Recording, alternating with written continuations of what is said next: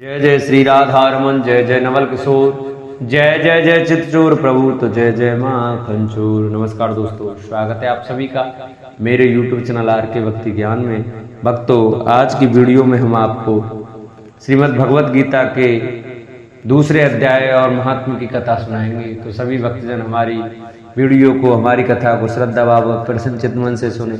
जो भक्त हमारे चैनल पर नए आए हैं, जिन्होंने अभी तक हमारे चैनल को सब्सक्राइब नहीं किया, हमारे चैनल को सब्सक्राइब कर वीडियो को लाइक करें और कमेंट में कृष्ण भगवान की जय, वहाँ की बिहारी लाल की जय अवश्य लिखें। संजय बोला कि पूर्वोक्त प्रकार से करुणा करके व्याप्त और आंसुओं से पूर्ण तथा व्याकुल नेत्रों वाले शोक युक्त अर्जुन के प्रति भगवान मधुसूदन ने यह वचन कहा, हे अर्जुन, तुमको इस विषम स्थल में यह ज्ञान किस हेतु से प्राप्त हुआ? क्योंकि यह न तो श्रेष्ठ पुरुषों के आचरण किया गया है, न स्वर्ग को देने वाला है, न कीर्ति को करने वाला है। इसलिए हे अर्जुन, नपुंसकता को मत प्राप्त हो, यह तेरे योग्य नहीं है। हे परंतप, तुच्छ हृदय की दुर्लभता को त्याग कर युद्ध के लिए खड़ा हो। तब अर्जुन बोला कि हे मधुसूदन, मैं रणभूमि में भीष्म पितामह और द्रोणाचार्य के प्रति किस प्रकार बाणों करके युद्ध करूंगा? क्योंकि हे अरिसूदन, वे दोनों ही पूजनीय हैं। इसलिए इन महानुभाव गुरुजनों को न मारकर इस श्लोक में भिक्षा का अन्न भी भोगना कल्याणकारक समझता हूं। क्योंकि गुरुजनों को मारकर भी इस श्लोक से रुधिर से सने हुए अर्थ और काम रूप भोगों को ही तो भोगूंगा। और हम लोग यह भी नहीं जानते कि हमारे लिए क्या करना श्रेष्ठ है, अथवा यह भी नहीं जानते कि हम जीतेंगे या हमको वे जीतेंगे। और जिनको मारकर हम जीतना भी नहीं चाहते, वे भी ही धृतराष्ट्र पुत्र हमारे सामने खड़े हैं। इसलिए कायरता रूप दोष करके उपत हुए स्वभाव वाला और धर्म के विषय में मोहित चित्त हुआ मैं आपको पूछता हूँ, जो कुछ निश्चय किया हुआ कल्याणकारक साधन हो वह मेरे लिए कहिए। क्योंकि मैं आपका शिष्य हूँ, इसलिए आपके शरण हुए मेरे को शिक्षा दीजिए। क्योंकि भूमि में निष्कंटक धन धान्य संपन्न राजा को और देवताओं के स्वामी पने को प्राप्त होकर भी मैं उस उपाय को नहीं देखता हूँ जो कि मेरी इंद्रियों के सुखाने वाले शोक को दूर कर सके। संजय बोला, हे राजन, निद्रा को जीतने वाला अर्जुन अंतर्यामी श्री कृष्ण महाराज के इस प्रकार कहकर फिर श्री गोविंद भगवान को युद्ध नहीं करूंगा ऐसे स्पष्ट कहकर चुप हो गया। उसके उपरांत हे भरतवंशी धृतराष्ट्र, अंतर्यामी श्री कृष्ण महाराज ने दोनों सेनाओं के बीच में उस शोकयुक्त अर्जुन को हंसते हुए यह वचन कहा, हे अर्जुन, तू शोक न करके योग्य के लिए शोक करता है और पंडितों के से वचनों को कहता है, परंतु पंडित जन जिनके प्राण चले गए हैं उनके लिए और जिनके प्राण नहीं गए हैं उनके लिए भी शोक नहीं करते। क्योंकि आत्मा नित्य है, इसलिए शोक करना अयुक्त है। वास्तव में न तो ऐसा ही है कि मैं किसी काल में नहीं था, अथवा तू नहीं था, अथवा ये राजा लोग नहीं थे, और न ऐसा ही है कि इससे आगे हम सब नहीं रहेंगे। किंतु जैसे जीवात्मा की इस देह में कुमार, युवा और वृद्ध अवस्था होती है, वैसे ही अन्य शरीर की प्राप्ति होती है। उस विषय में धीर पुरुष नहीं मोहित होता। अर्थात जैसे कुमार, युवा और जरा अवस्था रूप स्थूल शरीर का विकार अज्ञान से आत्मा में भासता है, वैसे ही एक शरीर से दूसरे शरीर को प्राप्त होने न रूप सूक्ष्म शरीर का विकार भी अज्ञान से ही आत्मा में भासता है। इसलिए तत्व को जानने वाला धीर पुरुष इस विषय में नहीं मोहित होता है। हे कुंती पुत्र, सर्दी गर्मी और सुख देने वालों, सुख दुख को देने वाले इंद्रिय और विषयों के संयोग को क्षण भर और अनित्य हैं। इसलिए हे भरतवंशी अर्जुन, उनको तू सहन कर।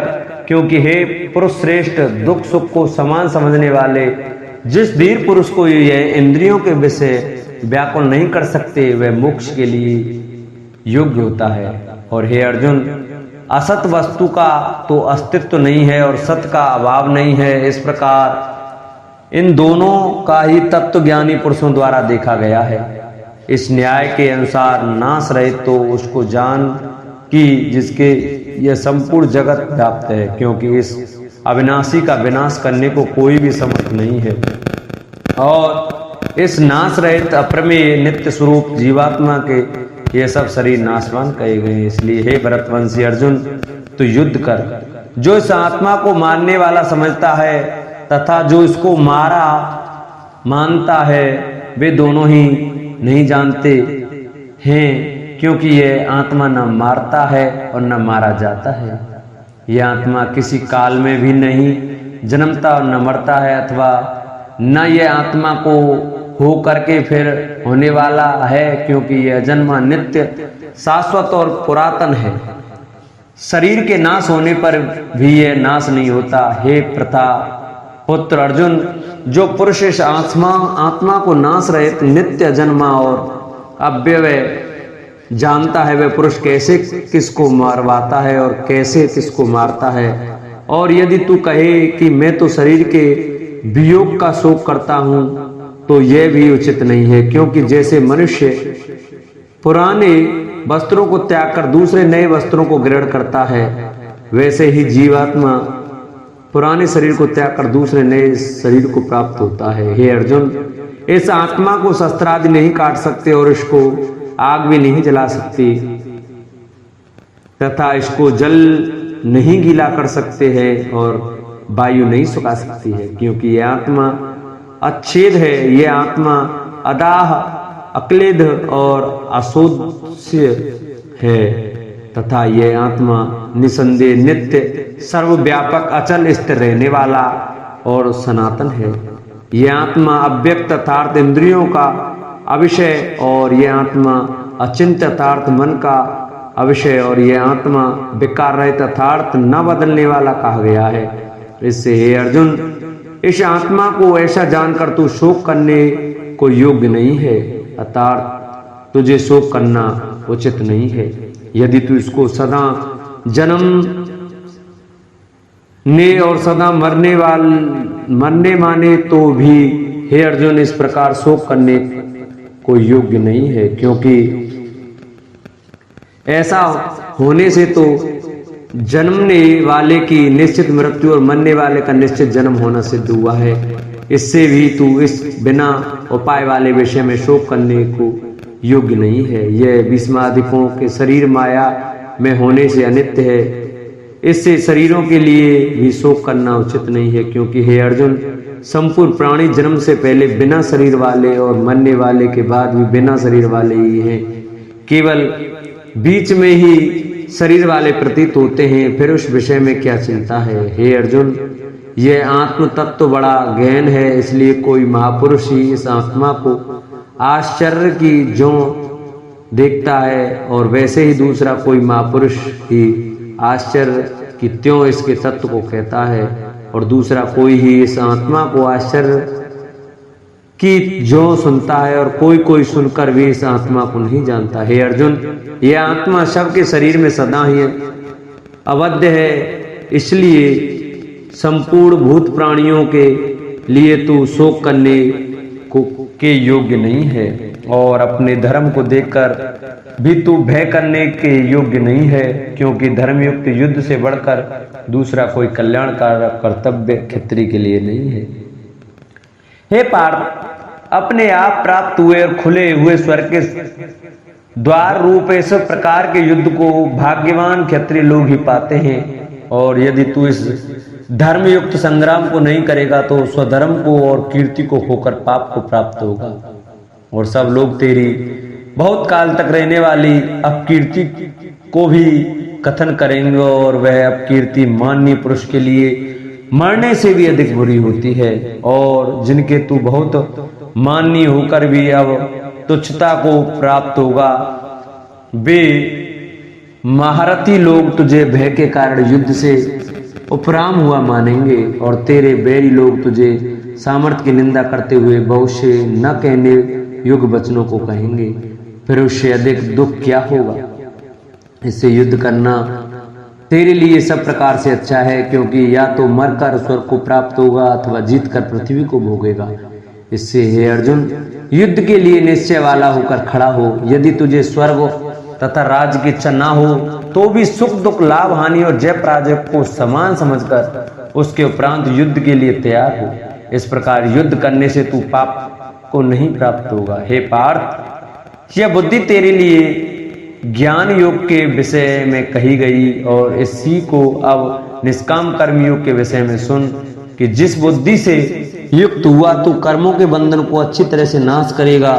इस निष्काम कर्म योग में आरंभ का अतार्थ बीज का नाश नहीं है और उल्टा फल स्वरूप दोष भी नहीं होता। इसलिए इस निष्काम कर्म योग रूप धर्म का थोड़ा भी साधन जन्म मृत्यु रूप महान भय से उद्धार कर देता है। हे अर्जुन, इस कल्याण मार्ग में निश्चयात्मक बुद्धि एक ही है और अज्ञानी सकामी पुरुषों की बुद्धियां बहुत भेदों वाली अनंत होती हैं। हे अर्जुन, जो सकामी पुरुष केवल फलश्रुति में प्रीति रखने वाले स्वर्ग को ही परम श्रेष्ठ मानने वाले, इससे बढ़कर और कुछ नहीं है, ऐसे कहने वाले हैं। बे अविवेकी जन जन्म रूप कर्म फल को देने वाली और भोग तथा ऐश्वर्य की प्राप्ति के लिए बहुत सी क्रियाओं के विस्तार वाली इस प्रकार की जिस दिखाऊ शोभायुक्त वाणी को कहते हैं, उस वाणी द्वारा हरे हुए चित्त वाले तथा भोग और ऐश्वर्य में आसक्ति वाले उन पुरुषों के अंतःकरण में निश्चयात्मक बुद्धि नहीं होती। हे अर्जुन, उस वेद तीनों गुणों के कार्य रूप संसार को विषय करने वाले यथार्थ प्रकाश करने वाले हैं।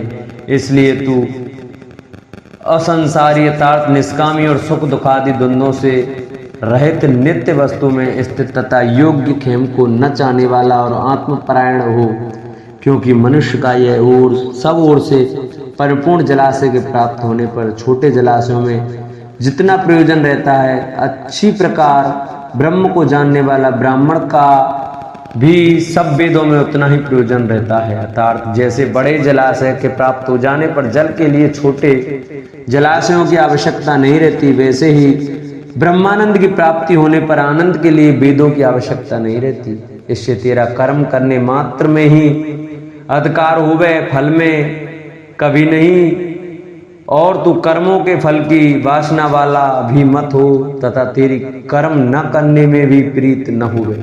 हे धनंजय, आसक्ति को त्याग कर तथा सिद्धि और असिद्धि में समान बुद्धि वाला होकर योग में स्थित हुआ कर्मों को कर। यह समत्व भाव ही योग नाम से कहा जाता है। इस समत्व रूप बुद्धि योग से सकाम कर्म अत्यंत तुच्छ है। इसलिए हे धनंजय, समत्व बुद्धि का योग का आश्रय ग्रहण कर, क्योंकि फल की वासना वाले अत्यंत दीन है। समत्व बुद्धि युक्त पुरुष पुण्य पाप दोनों को इस लोक में ही त्याग देता है, अर्थात उनसे लिपायमान नहीं होता। इससे समत्व बुद्धि योग के लिए ही चेष्टा कर। यह समत्व बुद्धि रूप योग ही कर्मों में चतुरता है, अर्थात कर्म बंधन से छूटने का उपाय है। क्योंकि बुद्धि योग युक्त ज्ञानी जन कर्मों से उत्पन्न होने वाले फल को त्याग कर जन्म रूप बंधन से छूट गए हुए निर्दोष अर्थात अमृत में परम पद को प्राप्त होते हैं। हे अर्जुन, जिस काल में तेरी बुद्धि मोहरूप दलदल को बिल्कुल तर जाएगी, तब तू सुनने योग्य और सुने हुए के वैराग्य को प्राप्त होगा। जब तेरी अनेक प्रकार के सिद्धांतों को सुनने से विचलित हुई बुद्धि परमात्मा के स्वरूप में अचल और स्थिर ठहर जाएगी, तब तू समत्व रूप योग को प्राप्त होगा। इस प्रकार भगवान के वचनों को सुनकर अर्जुन ने पूछा, हे केशव, समाधि में स्थित स्थिर बुद्धि वाले पुरुष का क्या लक्षण है और स्थिर बुद्धि पुरुष कैसे बोलता है, कैसे बैठता है, कैसे चलता है? उसके उपरांत श्री कृष्ण महाराज बोले, हे अर्जुन, जिस काल में यह पुरुष मन में स्थित संपूर्ण कामनाओं को त्याग देता है, उस काल में आत्मा से ही आत्मा में संतुष्ट हुआ स्थिर बुद्धि वाला कहा जाता है। तथा दुखों की प्राप्ति में उद्वेग रहित है मन जिसका और सुखों की प्राप्ति में दूर हो गई है, स्पृहा जिसकी तथा नष्ट हो गए हैं, राग वैव क्रोध जिसके, ऐसा मुनि स्थिर बुद्धि कहा जाता है। जो पुरुष सर्वत्र स्नेह रहित हुआ, उन उन शुभ तथा अशुभ वस्तुओं को प्राप्त होकर न प्रसन्न होता है और न द्वेष करता है, उसकी बुद्धि स्थिर है। और कछुआ अपने अंगों को जैसे समेट लेता है, वैसे ही यह पुरुष जब सब ओर से अपनी इंद्रियों को इंद्रियों के विषयों में समेट लेता है, तब उसकी बुद्धि स्थिर होती है। यद्यपि इंद्रियों के द्वारा विषयों को न ग्रहण करने वाले पुरुष के भी केवल विषय तो निवृत्त हो जाते हैं, परंतु राग नहीं निवृत्त होता। और इस पुरुष का तो राग भी परमात्मा को साक्षात करके निवृत्त हो जाता है। और हे अर्जुन, जिससे कि यत्न करते हुए बुद्धिमान पुरुष के मन को ये प्रमथन स्वभाव वाली इंद्रियां बलात्कार से हर लेती हैं, इसलिए मनुष्य को चाहिए कि उन संपूर्ण इंद्रियों को वश में करके समाय चित्त हुआ मेरे प्राण स्थित होवे, क्योंकि जिस पुरुष के इंद्रियां वश में होती हैं उसकी ही बुद्धि स्थिर होती है। हे अर्जुन, मन सहित इंद्रियों को वश में करके मेरे प्राण न होने से मन के द्वारा विषयों का चिंतन होता है, और विषयों को चिंतन करने वाले पुरुष की उन विषयों में आसक्ति हो जाती है, और आसक्ति से उन विषयों की कामना उत्पन्न होती है, और कामना में विघ्न पड़ने से क्रोध उत्पन्न होता है। क्रोध से अविवेक अर्थात मूढ़ भाव उत्पन्न होता है, और अविवेक से स्मृत शक्ति भ्रमित हो जाती है, और स्मृत के भ्रमित हो जाने से बुद्धि अर्थात ज्ञान शक्ति का नाश हो जाता है। और बुद्धि के नाश होने पर यह पुरुष अपने श्रेय साधन से गिर जाता है, परंतु स्वाधीन अंतःकरण बाल पुरुष राग द्वेष से रहित अपने बस में ही की हुई इंद्रियों द्वारा विषयों को भोगता हुआ अंतःकरण की प्रसन्नता तार्थ स्वच्छता को प्राप्त होता है। उस निर्मलता के होने पर इसके संपूर्ण दुखों का अभाव हो जाता है, और उस प्रसन्न चित्त वाले पुरुष की बुद्धि शीघ्र ही अच्छी प्रकार स्थिर हो जाती है। हे अर्जुन, साधन रहित पुरुष के अंतःकरण में श्रेष्ठ बुद्धि नहीं होती, और उस अयुक्त के अंतःकरण में आसक्ति भाव भी नहीं होता, और बिना आस्तिक भाव वाले पुरुष को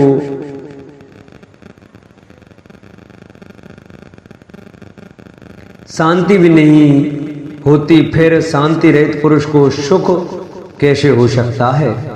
क्योंकि जल में वायु नाव को जैसे हर लेता है, वैसे ही विषयों में विचरती हुई इंद्रियों के बीच में जिस इंद्रिय के साथ मन रहता है, वह एक ही इंद्रिय इस आयुक्त पुरुष की बुद्धि को हरण कर लेती है।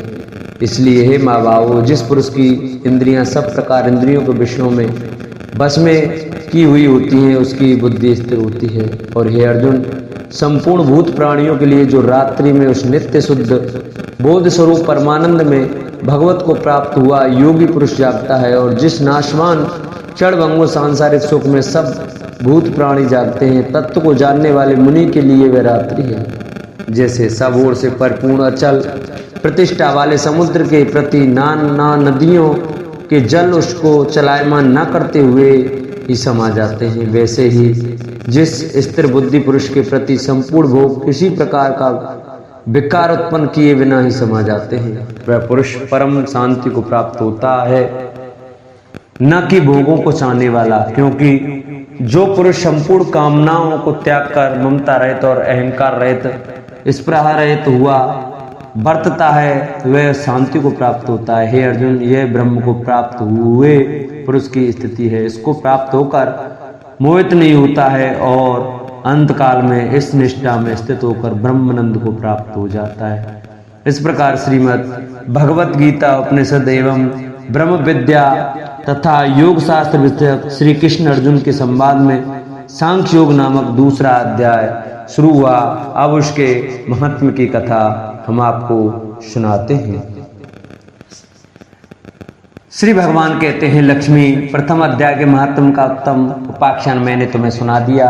अब अन्य अध्यायों के महात्म श्रवण करो। दक्षिण दिशा में वेदवेत्ता ब्राह्मणों के पुरंदरपुर नामक नगर में श्रीमान देव शर्मा नामक एक विद्वान ब्राह्मण रहते थे। वे अतिथियों के पूजक, स्वाध्यायशील, वेद शास्त्रों के विशेषज्ञ, यज्ञों का अनुष्ठान करने वाले और तपस्वियों के सदा ही प्रिय थे। उन्होंने उत्तम द्रव्यों के द्वारा अग्नि में हवन करके दीर्घ काल तक देवताओं को तृप्त किया, किंतु उन धर्मात्मा ब्राह्मण को कभी सदा रहने वाली शांति न मिली। वे परम कल्याण में तत्व को ज्ञान प्राप्त करने की इच्छा से प्रतिदिन प्रचुर सामग्रियों के द्वारा सत्य संकल्प वाले तपस्वियों की सेवा करने लगे। इस प्रकार शुभ आचरण करते हुए उन्हें बहुत समय बीत गया। तदंतर एक दिन पृथ्वी पर उनके समक्ष एक त्यागी महात्मा प्रकट हुए। वे पूर्ण अनुभवी, आकांक्षा रहित, नासिका के अग्रभाग पर दृष्टि रखने वाले तथा शांत चित्त थे। निरंतर परमात्मा के चिंतन में संलग्न हुए सदा आनंद विभोर रहते थे। देव शर्मा ने उन नित्य संतुष्ट तपस्वी को शुद्ध भाव से प्रणाम किया और पूछा, महात्मन, मुझे शांतिमय स्थिति कैसे प्राप्त होगी? तब उन आत्मज्ञानी संत ने देव शर्मा को सौपुर ग्राम के निवासी मित्रवान का जो बकरियों का चरवाहा था परिचय दिया और कहा, वही तुम्हें उपदेश देगा। यह सुनकर देव शर्मा ने महात्मा के चरणों में वंदना की और समृद्धशाली सौपुर ग्राम में पहुंचकर उसके उत्तर भाग में एक विशाल वन देखा। उसी वन में नदी के किनारे एक शिला पर मित्रवान बैठा था। उसके नेत्र आनंद तिरके से निश्चल हो रहे थे। वह अपलक दृष्टि से देख रहा था। वह स्थान आपस का स्वाभाविक बैर छोड़कर एकत्रित हुए परस्पर विरोधी जंतुओं से घिरा था। वहां उद्यान में मंद मंद वायु चल रही थी। मृगों के झुंड शांत भाव में बैठे थे और मित्रवान दया से भरी हुई आनंदमयी मनोहारिणी दृष्टि से पृथ्वी पर मानो अमृत छिड़क रहा था। इस रूप में उसे देखकर देव शर्मा का मन प्रसन्न हो गया। वे उत्सुक होकर बड़ी विनय के साथ मित्रवान के पास गए। मित्रवान ने भी अपने मस्तक को किंचित नवाकर देव शर्मा का सत्कार किया। तदनंतर विद्वान देव शर्मा अनन्य चित्त से मित्रवान के समीप गए और जब उसके ध्यान का समय समाप्त हो गया, उस समय उन्होंने अपने मन की बात पूछी। महाभाग में आत्मा का ज्ञान प्राप्त करना चाहता हूँ। मेरे इस मनोरथ की पूर्ति के लिए मुझे किसी ऐसे उपाय का उपदेश कीजिए जिसके द्वारा सिद्धि प्राप्त हो चुकी हो। देव शर्मा की बात सुनकर मित्रवान ने एक क्षण तक कुछ विचार किया। उसके बाद इस प्रकार कहा, विद्वान, एक समय की बात है, मैं वन के भीतर बकरियों की रक्षा कर रहा था। इतने में ही एक भयंकर व्याघ्र पर मेरी दृष्टि पड़ी जो मानो सबको ग्रस लेना चाहता था। मैं मृत्यु से डरता था, इसलिए व्याघ्र को आते देख बकरियों के झुंड को आगे करके वहां से भाग चला। किंतु एक बकरी तुरंत ही सारा भय छोड़कर नदी के किनारे उस बाग के पास बेरोक टोक चली गई। फिर तो व्याघ्र भी द्वेष छोड़कर चुपचाप खड़ा हो गया। उसे इस अवस्था में देखकर बकरी बोली, व्याघ्र, तुम्हें तो अभिष्ट भोजन प्राप्त हुआ है। मेरे शरीर से मांस निकालकर प्रेम पूर्वक खाओ ना। तुम इतनी देर से खड़े क्यों हो? तुम्हारे मन में मुझे खाने का विचार क्यों नहीं हो रहा है? व्याघ्र बोला, बकरी, इस स्थान पर आते ही मेरे मन में द्वेष का भाव निकल गया। भूख प्यास भी मिट गई, इसलिए पास आने पर भी अब मैं तुम्हें खाना नहीं चाहता। व्याघ्र के यूं कहने पर बकरी बोली, ना जाने मैं कैसे निर्भय हो गई हूँ। इसमें क्या कारण हो सकता है? यदि तुम जानते हो तो बताओ। यह सुनकर व्याघ्र ने कहा, मैं भी नहीं जानता। चलो सामने खड़े हुए इन महापुरुषों से पूछें। ऐसा निश्चय करके वे दोनों वहां से चल दिए। उन दोनों के स्वभाव में यह विचित्र परिवर्तन देखकर मैं बहुत विस्मय में पड़ा था। इतने में ही उन्होंने मुझसे ही आकर प्रश्न किया। वहां वृक्ष की शाखा पर एक वनराज था, बानर राज था। उन दोनों के साथ मैंने भी बानर राज से पूछा। विप्रवर, मेरे पूछने पर बानर राज ने आदर पूर्वक कहा, अजापाल, सुनो, इस विषय में मैं तुम्हें प्राचीन वृत्तांत सुनाता हूँ।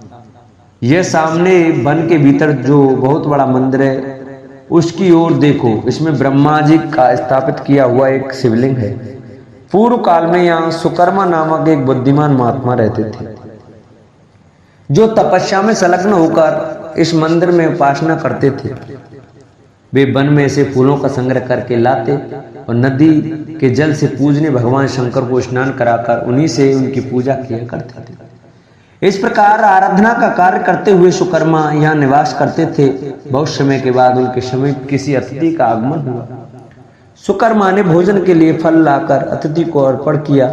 और कहा, विद्वान मैं केवल तत्व ज्ञान की इच्छा से भगवान शंकर की आराधना करता हूँ। आज इस आराधना का फल परिपक्व होकर मुझे मिल गया, क्योंकि इस समय आप जैसे महापुरुष ने मुझ पर अनुग्रह किया है। सुकर्मा के मधुर वचन सुनकर तपस्या के धनी महात्मा अतिथि को बड़ी प्रसन्नता हुई। उन्होंने एक शिलाखंड पर गीता का दूसरा अध्याय लिख दिया और ब्राह्मण को उसके पाठ एवं अभ्यास के लिए आज्ञा देते हुए कहा, ब्राह्मण, इससे तुम्हारा आत्मज्ञान संबंधी मनोरथ अपने आप सफल हो जाएगा। यूं कहकर वे बुद्धिमान तपस्वी सुकर्मा के सामने ही उनके देखते देखते अंतर्ध्यान हो गए। सुकर्मा विस्मित होकर उनके आदेश के अनुसार निरंतर गीता के द्वितीय अध्याय का अभ्यास करने लगे। तदंतर दीर्घ काल के पश्चात अंतःकरण शुद्ध होकर उन्हें आत्मज्ञान की प्राप्ति हुई। फिर वे जहां जहां गए वहां वहां का तपोवन शांत हो गया। उनमें शीत उष्ण और राग द्वेष आदि की बाधाएं दूर हो गईं। इतना ही नहीं, उन स्थानों में भूख प्यास का कष्ट भी जाता रहा तथा भय का सर्वथा अभाव हो गया। यह सब द्वितीय अध्याय का जप करने वाले सुकर्मा ब्राह्मण की तपस्या का ही प्रभाव समझो। मित्रवान कहता है, वानर राज के यूं कहने पर मैं प्रसन्नता पूर्वक बकरी और बाघ के साथ उस मंदिर की ओर गया। वहां जाकर शिलाखंड पर लिखे हुए गीता के द्वितीय अध्याय को मैंने देखा और पढ़ा। उसी की आवृत्ति करने से मेरे तपस्या का पार पा लिया है। अतः भद्र पुरुष, तुम भी सदा द्वितीय अध्याय की ही आवृत्ति किया करो। ऐसा करने पर मुक्ति तुमसे दूर नहीं रहेगी। श्री भगवान कहते हैं, प्रिय मित्रवान के इस प्रकार आदेश देने पर देव शर्मा ने उसका पूजन किया और उसे प्रणाम करके पुरंदरपुर की राह ली। वहां किसी देवालय में पूर्वोक्त आत्मज्ञानी महात्मा को पाकर उन्होंने यह सारा वृत्तांत निवेदन किया और सबसे पहले उन्हीं से द्वितीय अध्याय को पढ़ा। उनसे उपदेश पाकर शुद्ध अंतःकरण वाले सुकर्मा प्रतिदिन बड़ी श्रद्धा के साथ द्वितीय अध्याय का पाठ करने लगे। तब से उन्होंने अनवद्य प्रशंसा के योग्य परम पद को प्राप्त कर लिया। लक्ष्मी ये द्वितीय अध्याय का उपाख्यान था। बोलो विष्णु भगवान की जय, बोलो लक्ष्मी नारायण भगवान की जय, बोलो बाल कृष्ण लाल की जय। जिन भक्तों को हमारी ये श्रीमद् भगवत गीता के अध्याय और महात्म्य की कथा अच्छी लगी हो, वो हमारी वीडियो को ज़्यादा से ज़्यादा शेयर कर, चैनल को सब्सक्राइब करें, वीडियो को लाइक करें और कमेंट में कृष्ण कन्हैया लाल की जय अवश्य लिखें। बोलो बांके बिहारी लाल की जय।